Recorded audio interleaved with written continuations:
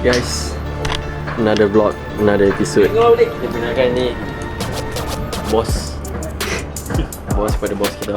Yes. Okay, tadi bos pertama kita, ni bos kedua kita. Nama dia Mike. Bos. Alah weh, dalam cium ha.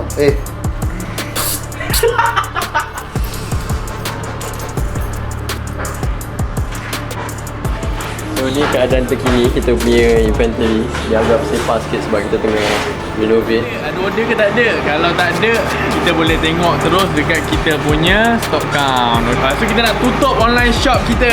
Jadi kita orang pergi ke Kuching, Kau tak boleh beli online.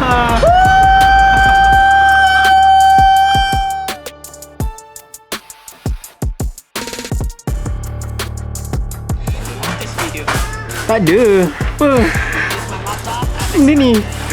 Tak ada lah. Kacu pun tak ada. Kacu pun tak ada dekat Kuching. Dah intern belum dah intern? Dah intern nak kahwin lah. Dah intern tu kita 500 bulan. Hari-hari kena masuk pergi site. Duduk bawa aircon je. Buat subtitle pun tak boleh. Tamiya Kitchen bawa. Tolong Ara, banyak benda kena cut tu video ni. Kau cakap yang tak patut kau tak video, kau buat lagi satu video, kau post kat close friend. Motomatic punya close friend. Aku tak tahu siapa yang pack dalam ni. Kau tengok pack ni. Weh, ni benda ni stok zaman bila? Pergi Kuching lah. Weh, apa bisnes Ni tak cakap apa pun, sir. Cu ambil. Aku letaklah situ. Ingat apa? Jagi masuk balik luggage kan?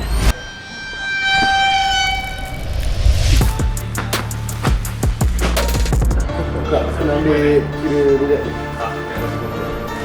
Alah kau. Aku rasa dalam 20 lebih lah. 25. Sekejap, sekarang ni masanya 30. Aku letakkan nama kau dengan nama Nabil lah. Benar ini. Oh. Tambah lagi seorang, 30. Bawa dia. Betul lah. Boleh lah pergi. All paid for dengar Okay. paid for. Ha. Tapi tak ada OT lah. Tak ada OT okey, tak apa. Janji aku pergi free. Okay, betul lah. Plan kita berhasil.